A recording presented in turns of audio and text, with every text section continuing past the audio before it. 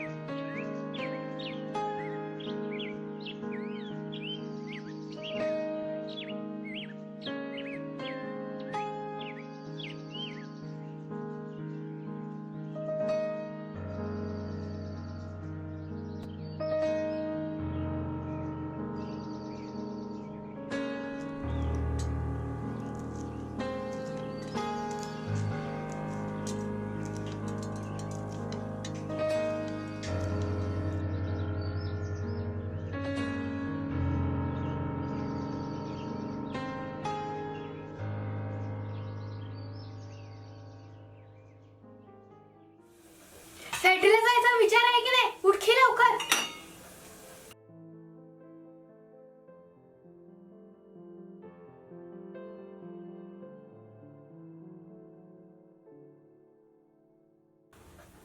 उठलास की नाही अजून?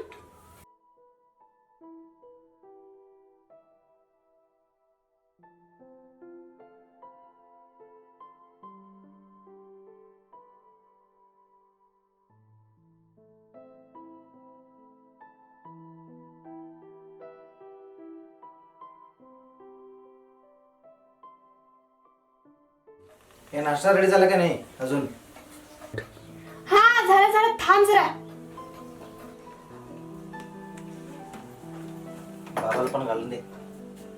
द्यायला पाहिजेस की, त्याची कामं करण्यासाठीच तर माझ्या बाबांनी तुमच्याशी लग्न करून दिलंय.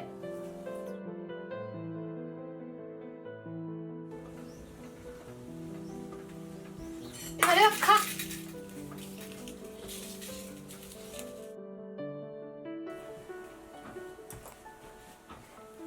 काय झालं घराचा?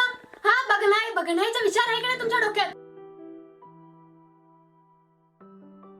हा रोज बघतो काय झालंय? मला इथं काम करायची अजिबात होत नाही.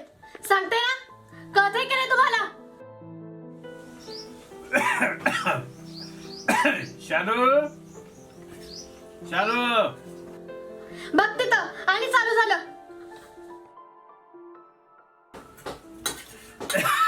सावकाश खायला येत नाही?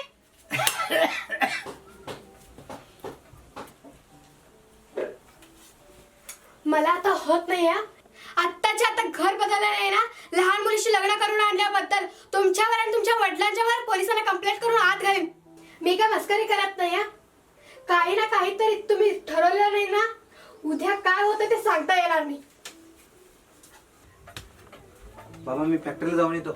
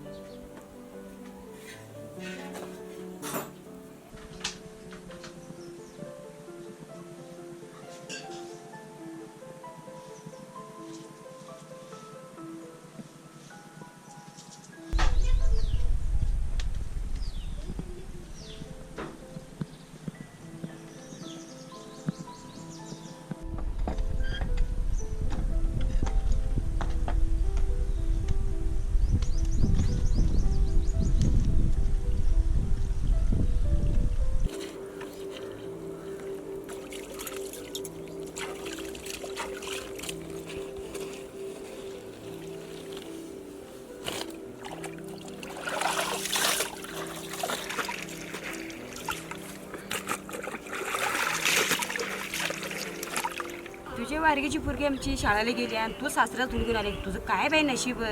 काय करायचं काकू, तुमच्या मुलीचे वडील ना माझ्या वडिलांच्या सारखे पिणारे नाहीत.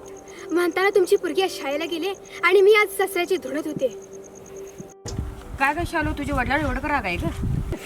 काय म्हणून सांगू काकू, मला शिकायची खूप हौस होती हो, परंतु शिकून दिलं नाही. प्रत्येक विषयात पुढे होते परंतु शिकायला दिलं नाही. परंतु प्यायच्या नादाने ना मला 14 वर्षाची मी आणि 34 वर्षाच्या माणसाची माझं लग्न करून दिलं. असल्या माणसाला ना ओरडायचं नाही, रागवायचं नाही, तर मारून टाकण्या एवढा राग येतो मला. काय करू काकू? माझं पण 15 वर्षात लग्न झाले गे. पुढं पुढं मुलगा झाल्यावर तुला चांगली होती. ते एक माझ्या नशिबात बाकी राहिले बघा काकू.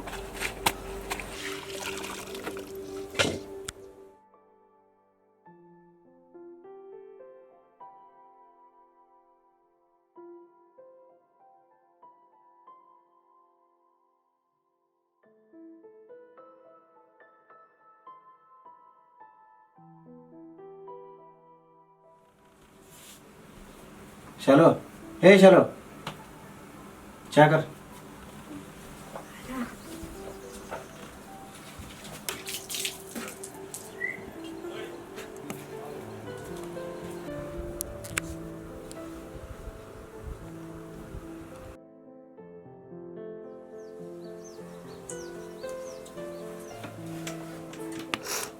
हे बस इथं. काय? एक घर बघितलं या, उद्या सकाळी जाऊया. बॅग रेडी कर. आपण दोघेच चालूय ना? होय का? आता तर समाधान झाला काय?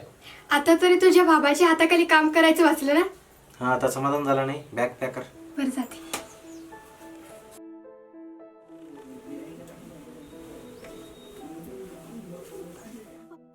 अहो, बॅग पॅक केलेलं आहे चला की. बाबाला काय सांगायचं कळीना मला. कसं जोडून जायचं? अहो, मी सगळं सांगते. चला पटकन उठा, उठा लवकर लवकर उठा.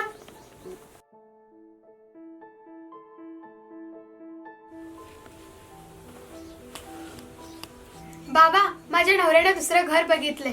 हा, आणि तुम्ही काय काळजी करायला जोडू का? हा, एका कामवाल्या बाईला सुद्धा माझ्या नवऱ्याने सांगितले.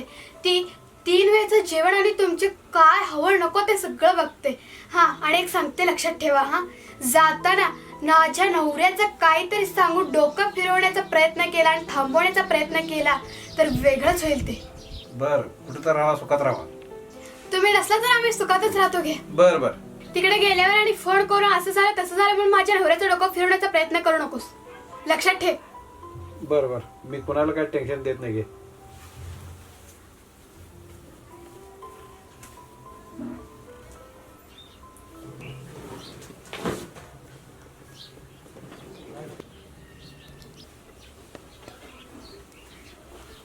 आम्ही जातो. बस जाऊन ये. बाबा, मी जाऊन येतो. बर, जाऊन या.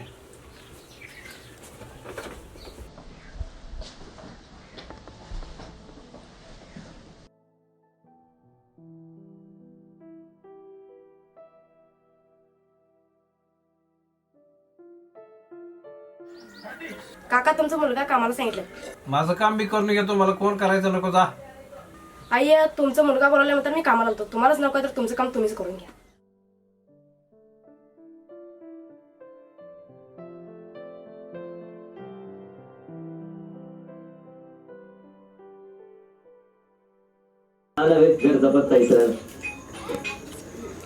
तुला काय अक्कल बिकल आहे का?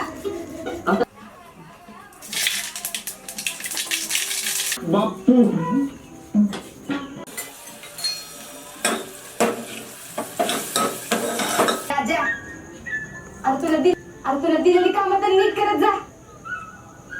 काय झालं? याला कशाला सोडलं? का म्हणजे तुझं काम होतं? प्रयत्न करणारा बाप कधी बघितलाय का तू? अरे बापाला तर मोठी काळजी. हा बघा, यासनी बी कळतंय. अहो गुरुजी. हा, हॅलो, बोल ना. हा, 10वी पास झाली. किती टक्के पडले बरं? 55%? हो, खरंच? मग पुढे काय करणार आहेस बरं? हो, बरं. ते 5 मिनिटच हो, नंतर करते तुला फोन. लेट गेले थोडे. काडीपिटी कुठे ठेवलाय? हा, आई ग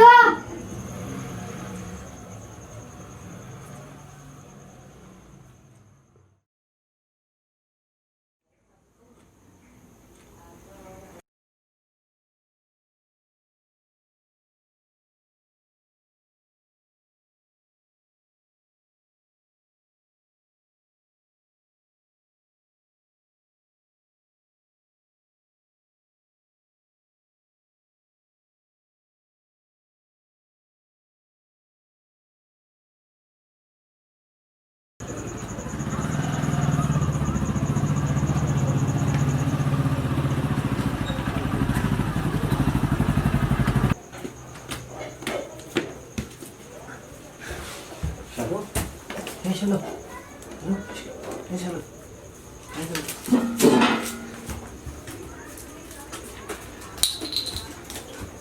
शालू हे काय झालं?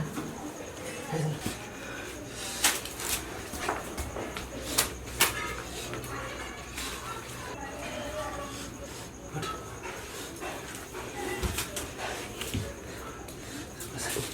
बस काय झालं? काय लागलं? कसं काय? पाय घसरून पडले. कसं काय? तू काय काय? मध्ये का थांब मी डॉक्टरला घेऊन येतो.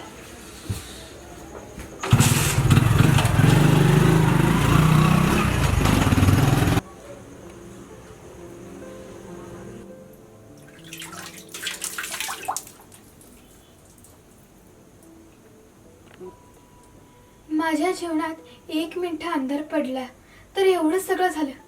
मग बाबा तरी आयुष्यभर आंधळेत. त्यांचं कसं झालं असेल? तसल्याने मी सोडून आले ना. माझी चूक झाली ना. काहीतरी होऊ दे. मी उद्या जायलाच पाहिजे. ह्यांना घेऊन मी जाईन उद्या. जाईन.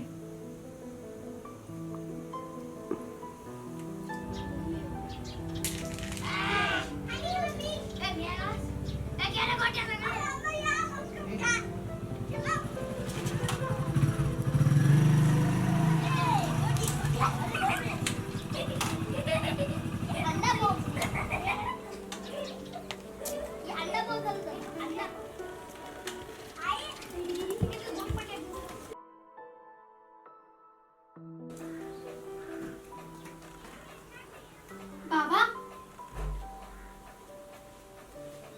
बाबा